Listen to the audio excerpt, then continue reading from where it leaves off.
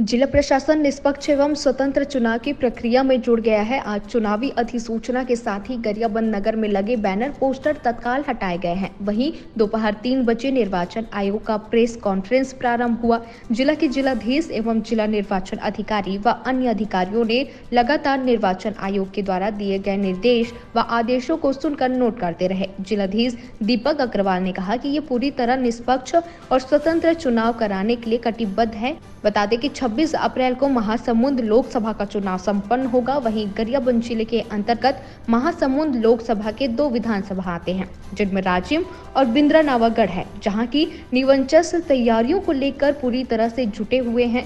चुनावी नामांकन फॉर्म महासमुंद मुख्यालय में होगा। आज निर्वाचन के साथ ही गरियाबंद के विभिन्न चौक चौराहों पर लगे बैनर पोस्टर को नगर पालिका के अधिकारी कर्मचारियों ने हटवाया। साथ ही जिलाधीश ने स्वतंत्र और निष्पक्ष चुनाव हेतु विभिन्न चुनावी प्रक्रिया को देखते हुए आदेश जारी किए हैं।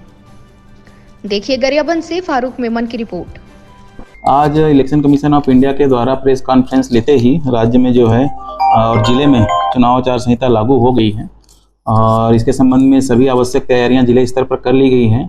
और जो हमको अभी संपत्ति विरूपण का है या जो भी मैंडेटरी ऑर्डर्स करने होते हैं वो हम सब जारी कर रहे हैं और सभी अमले को भी निर्देशित कर दिया गया है कि आदर्श आचरण संहिता का अक्षरशः पालन करें, कहीं पर भी कोई दिक्कत ना हो। सर, बाहुबल, धन बल वो अन्य तरह के जो प्रलोभन दिए जाते हैं उसको रोकने के लिए क्या? इसके लिए ऑलरेडी एक्सपेंडिचर मॉनिटरिंग कमेटी है, मतलब फ्लाइंग स्क्वाड्स हैं, स्टैटिक मतलब FSTs हैं और ये सब चीज़ें हमने ड्यूटी लगा दी हैं। सबके प्रशिक्षण भी हो गए हैं और आज सभी से एक्टिव भी हो गए हैं। और जो CVGIL ऐप है जिसमें लोग शिकायत कर सकते हैं, वो CVGIL ऐप भी आज से एक्टिव हो गया है।